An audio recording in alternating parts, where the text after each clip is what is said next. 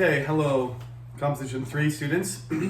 This is week number 13, and we're going to talk about problem solution paragraphs.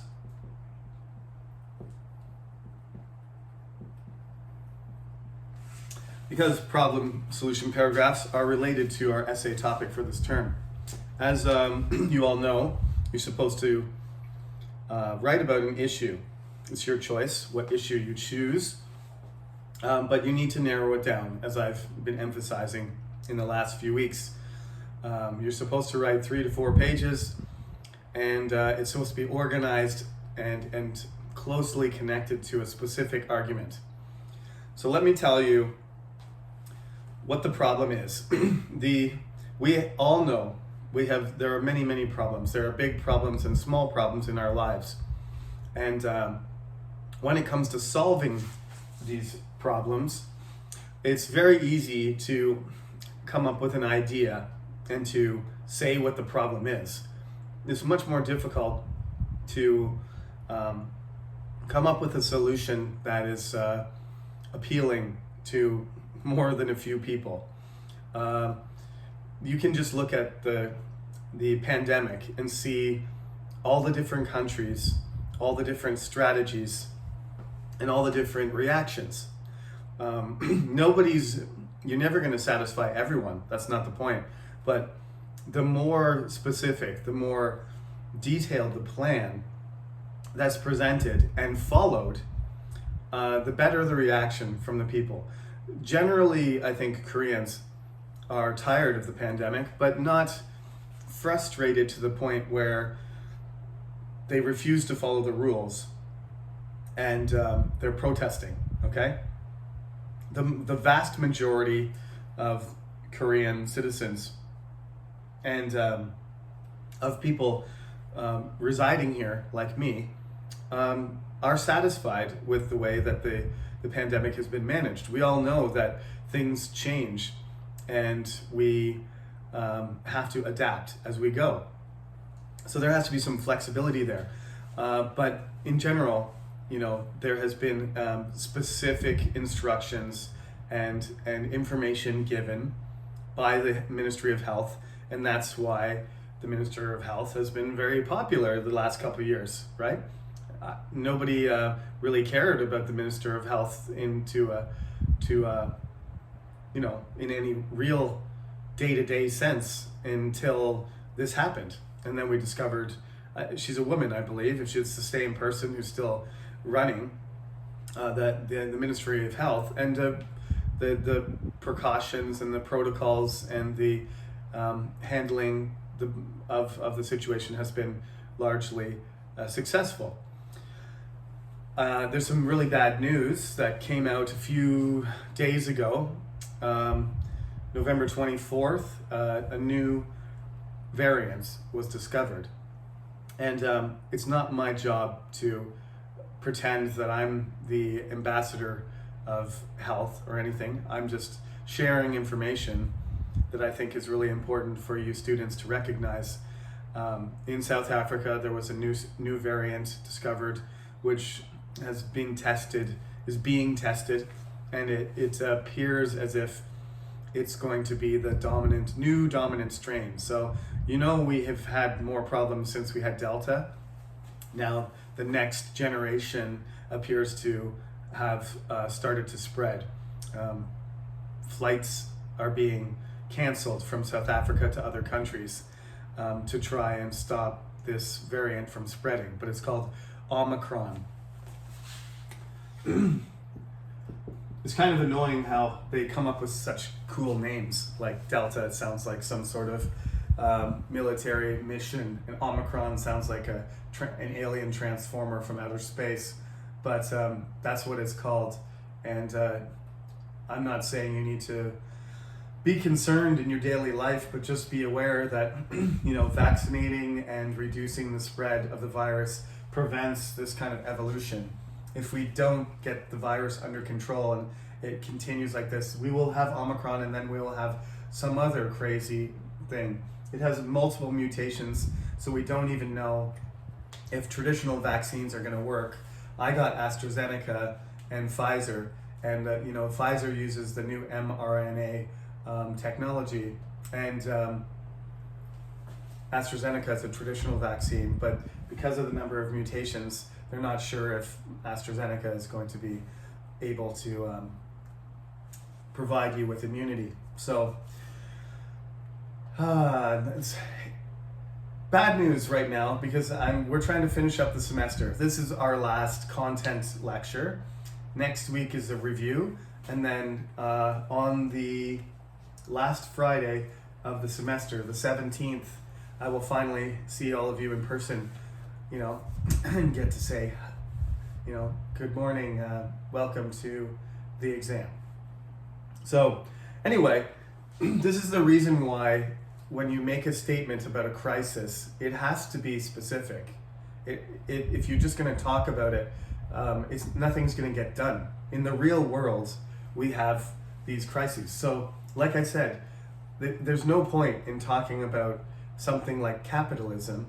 That is something that has been discussed for hundreds of years, and the pros and cons of that are something to be debated in a lecture, not to be written in a term paper for an English class. You must pick something specific, right? Talk about the stock market this year. That's an element of capitalism, but you're not talking about the idea of capitalism being at fault for the current economic problems. Look at something specific and write about that. Not to pick on that particular student too much, but there was many other things. I mean, pollution, as I said, pollution is a huge problem. It's a global problem. One of the problems with the climate change conference that happened in Scotland a couple weeks ago is that nothing concrete was committed to. What are they doing? What's the plan? Reduce pollution in the next 10 years, or reduce the pollution by 2050. That's not a solution. That's just talking about the problem and saying, generally, we're going to do something about it. What? Are you going to stop using one-use plastic? Are you going to stop, are you going to cut back on coal thermal power plants? Or are you going to use more renewables? Tell me a number. Tell me what the action plan is. You don't even, when you're saying the thesis, you don't need to say the number. You just need to say, one of the biggest causes of air pollution in the world is diesel-powered vehicles, okay? So the solution to what we need to focus on is developing technology for transportation that doesn't rely on diesel fuel. Then you talk about electric cars, then you talk about diesel, you talk about fossil fuel, you talk about energy and extraction and the damage to the environment. That's how you write an essay. If you just talk about terrorism and you say, terrorism is a bad thing and we need to fix it, 21,000 people a year die. That's not a thesis. That's just a statement of a fact. What's the thesis? Okay? You have to write that there's a specific problem. Terrorism is a social issue. It's developed in certain countries that are their education is at fault, or identify where this is coming from. Is this a form of political resistance? Is this a form of brainwashing? Is this a product of modern society being unable to provide direction for people, or is it economically related? These people get compromised, their lives, they get the people who are terrorists, they are usually from a young age recruited and then transformed into a type of person that is almost programmed to be a killer. They train them, they educate them, they use propaganda and all sorts of tools, including threatening their families and kidnapping and everything. So if you're going to identify something, terrorism is something that's all over the world. Pick something specific, one area, one type of terrorism, one aspect of it, and say what the issue is exactly, and then support that thesis directly. I think those students, those topics that I'm talking about, pollution, economic problems, pollution, terrorism, violence, these are the common topics that people have chosen. So make sure you must narrow it down, okay? Don't take just this big picture and just don't describe trends, global trends and stuff like that. This is not a report. This is an essay. It's an argument about a specific thing where you believe that this perspective is important for people to understand. It's not something that you're gonna. An essay, you don't read essays in the newspaper. Some of you sound like you're writing, the international news, editorial for the Korean Herald or for the whatever English newspaper, the Washington Post. You're not trying to update me on information. You're supposed to be making an argument about something, okay?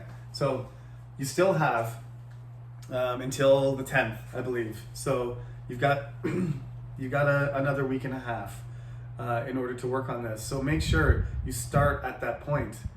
Narrow it down to the point where it's manageable. I can't say it again any other way. I think I've said it enough times. So chapter 7 is on page 52, but the rest of the textbook is very useful. We're not going to be able to get through any more material than chapter 7 because this is the last class, as I said. So you have to look. Chapter 8, chapter 9, and chapter 10. They're relevant. We did the outline. Chapter 9, we did the outline already together. Look it over though, if you're concerned. Take a look. Chapter 10 is introductions and conclusions. And chapter 8 is talking about the structure of the essay. I've already talked about this stuff, so that's why we don't need to go to it. But rather than going back and listening to all my lectures, you can just look in here and look at the same kind of recommendations that I've said. Here we are on page 74. See? Right there it says general ideas. Go to the specific idea. I've already taught you all this. So if you need to be reminded, go to introductions and conclusions, okay? And read it again. Okay. So the type of paper we're doing, there's all different types, and some people are asking me like, oh, my paragraph structure, does it have to have all these things? Yeah, it does. At the beginning of the paragraph, there has to be a main point, and then you have to develop that main point, and then you have a concluding sentence or linking sentence to the next paragraph. You have to get used to this. It seems like it's hard to do at first because that's not the way you normally write. But basically, yes, it's a pattern. You just keep following the pattern. And if you do it well, then the reader, who's the researcher, the student, or the professor who's reading your paper, it's very easy to follow your line of thought. That's the problem with trying to communicate ideas with other people. You have to do it in an organized way so you can get the person to understand what you're trying to say.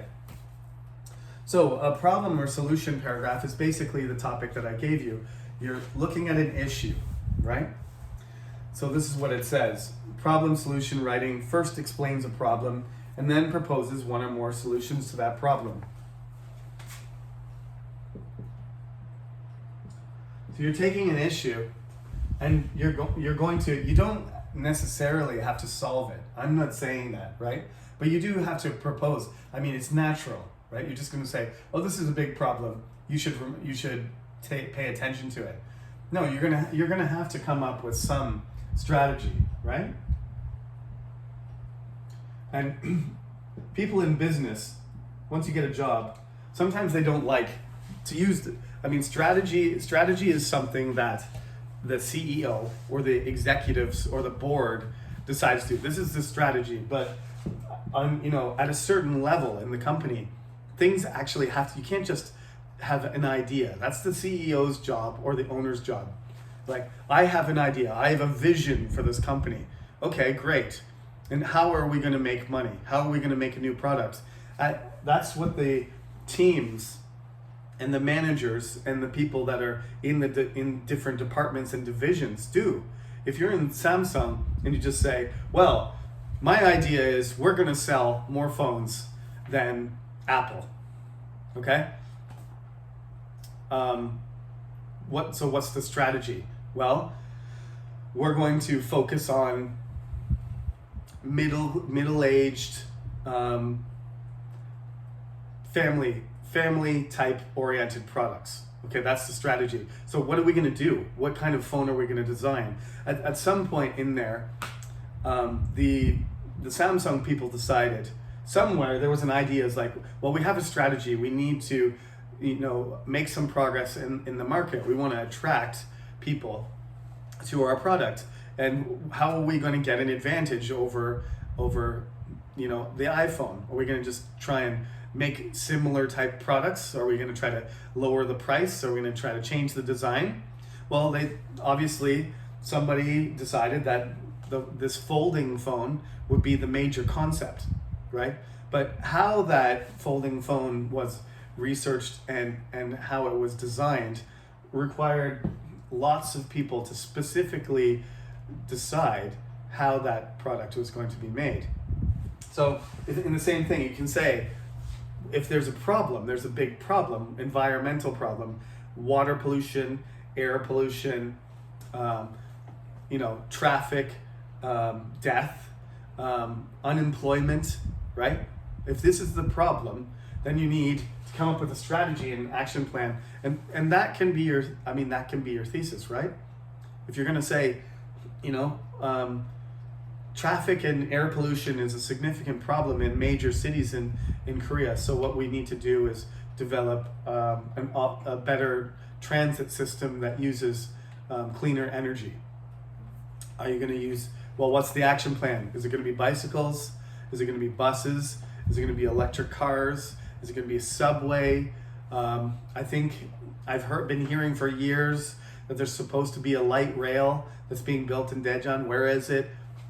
It's just an idea still.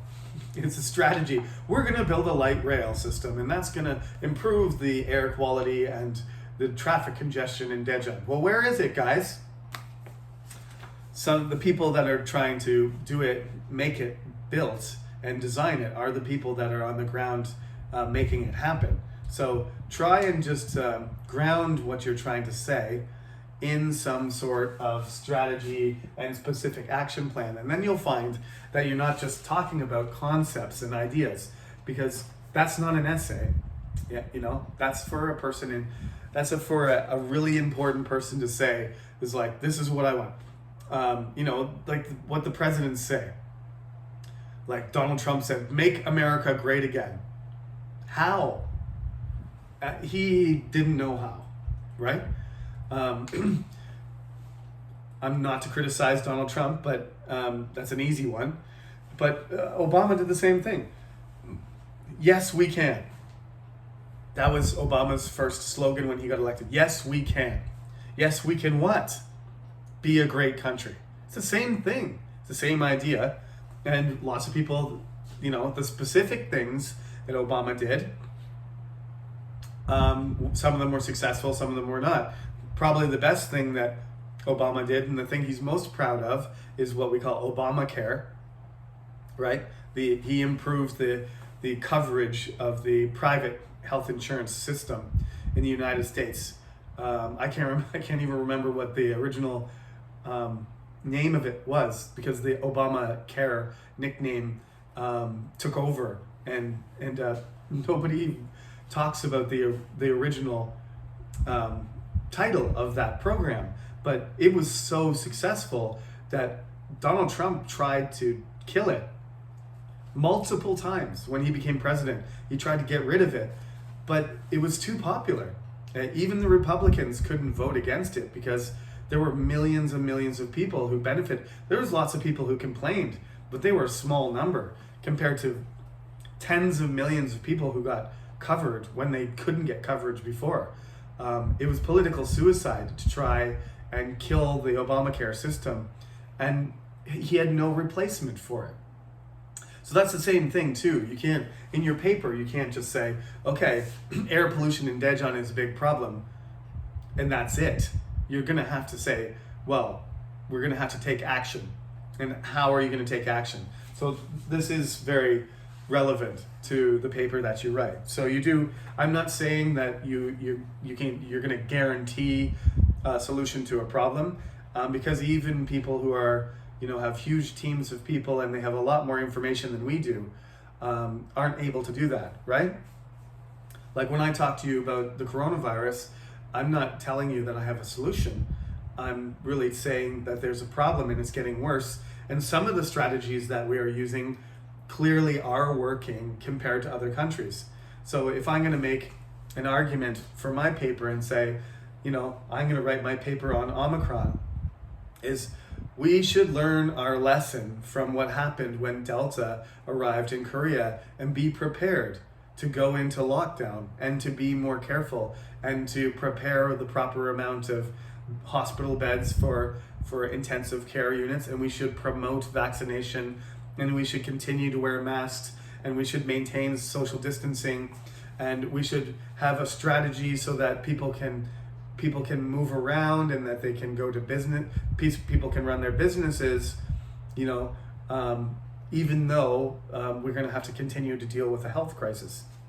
I got to take that perspective and I got to turn it into a sentence so that when somebody starts reading my paper, they know the point of what I'm saying is it's inevitable that Omicron is going to make its way into Korea, and that preparation for that eventuality is essential for Korea to be not suffer, socially and economically. There's my thesis. So here's what it says in the book to give you some more advice on how to proceed in this type of paper. You can write it as a paragraph, of course. There's going to be 4 topics on the exam. I'll explain this next week. But the last part of the exam is, to a certain extent, going to be one of the most important things you do. The term paper is going to be worth as much as the exam. We've spent a lot of time working on this. So normally what I do, I think I've talked about this already, but normally what I do is, according to how well you do on the exam and the term paper, I think the term paper is in a way more important. But I like to just assign 30% to each, the exam and the term paper. I know people stress out about both of them, and some people are better at exams and some people are better at papers. And this might be one of the first times you write a real English paper, so that's tough. If you do better on the exam, I bump up the proportion of the exam. And if you do better on the paper, I increase the value of that. And I think that's a very fair way of doing it. So that can relieve a little bit of your stress for both things. But just so you know, on the third part of the exam, there is a paragraph that you have to write. And you have to write a good paragraph. There are 4 topics to choose from. You have to narrow it down and you have to write a paragraph, just like we've been doing. So there's the term paper where you get to spend as much time as you want, 1 week or 2 weeks. And then there's the final exam where you only have about 30 or 40 minutes to write your paragraph. So it's a different kind of thing. And we haven't done very much timed writing this semester. So that could be tough. That could be tough for you. But some people are better at writing quickly under pressure, and some people need more time to think about it, to organize their thoughts. Anyway, like I said, I'll talk to you more about that next week. So how is the first paragraph developed, and what are the supporting ideas? You have to be able to answer these questions, right? You're looking on page 53. I'll read it to you, and then we'll pick it apart as we usually do. Plastics have become a serious problem in the world's waterways and oceans. Billions of people live within just 30 miles of coastlines around the world, and they produce over 100 million metric tons of plastic waste each year. Now, when you write your essay, you don't want to put the numbers and the statistics right at the beginning. So don't use this as your model.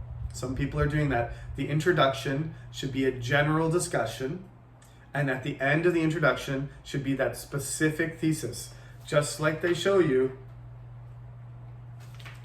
in that diagram, right? In that diagram, okay? Get your hook. As I said, some people in their outline didn't do it, but this information is in this is just a paragraph. It's not an essay. Your introduction should not have a whole, you can start out with one surprising fact if you want. Did you know, blah, blah, blah, that's fine, okay? But in a paragraph, you don't do that. A paragraph, topic sentence, plastics have become a serious problem in the world's waterways and oceans. That's the topic sentence. It's not a thesis because it doesn't explain more information, right?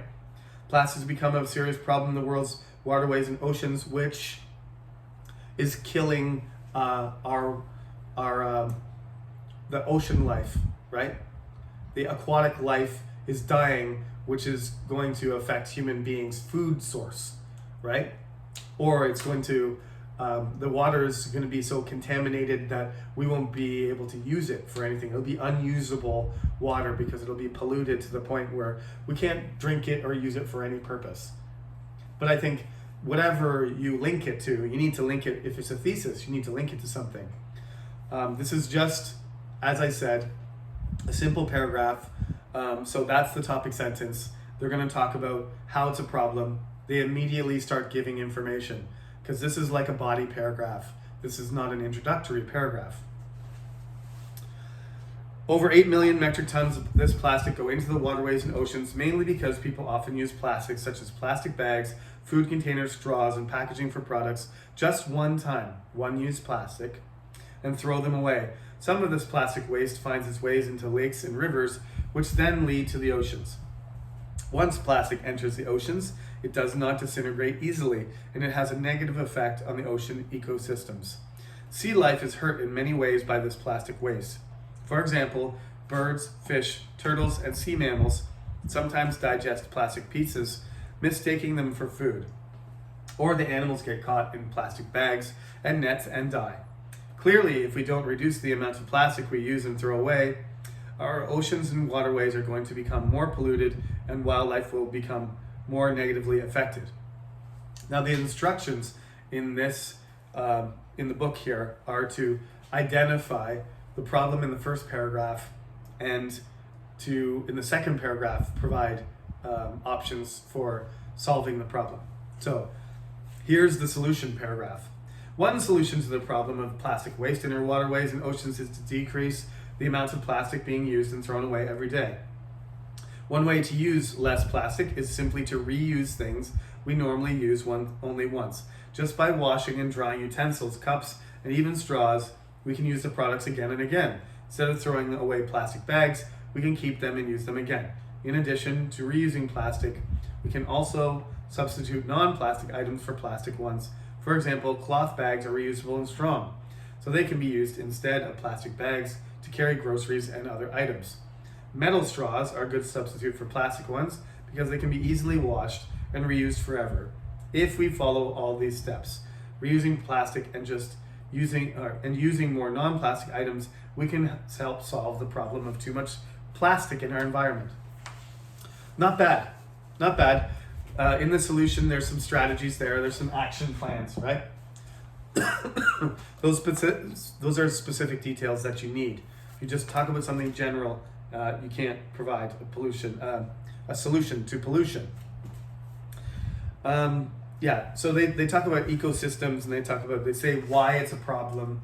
Like I said, you should be able to articulate more specifically because you're writing an essay. It's not as short as this. This is like a brief general summary of a topic, not really a complete essay on its own. And it's not meant to be.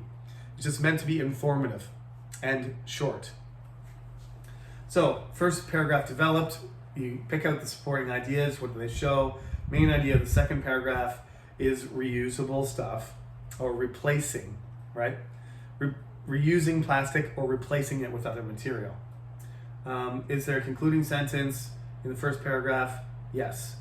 And is there a concluding sentence in the second paragraph? Yes. It's structurally, it's very good.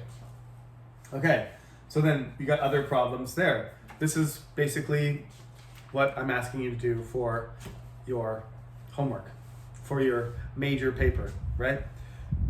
They give you some more, a little bit of grammar advice there, right? Using conditional structure, saying if this, then that. That's always useful in any problem solution paragraph. And when you're linking the problem with solutions, you can use these transition phrases in order to solve these problems, right? In order to overcome these problems, to meet this need, one answer is, a second or third or final answer is, one thing that we can do is, one solution is. These are all forms that you can use, okay? So that's a very short paragraph. That's a very short chapter, but very important and relevant. So look over chapter 7 and 8 and 9 and 10. If you need more advice, I'm telling you, I've told you many of these things already, but perhaps you need a reminder. So as you're going through it, take a look at those chapters, because that's why we're here. That's why we're at these chapters right now as you're doing your paper, because that's what the book is trying to get you to do, from paragraphs to essays. So a few people have emailed me. I've responded to them individually, but basically you've all got the same issues. As I said in the comments to your assignment, to your essay outline, be more specific. Organization, not bad. More detail, more specific. Make sure that your introduction proceeds from general to specific, and that the thesis statement is clear, specific, and it's very closely related to your body paragraph support. And then you should be good to go. So that's it. That's week 13. Time flies. Be careful out there. Don't get sick. I have a throat infection. I had a cough, and now it's kind of made a home in my throat. Be careful of all the regular kinds of sickness these days with the cold nights and the warm days.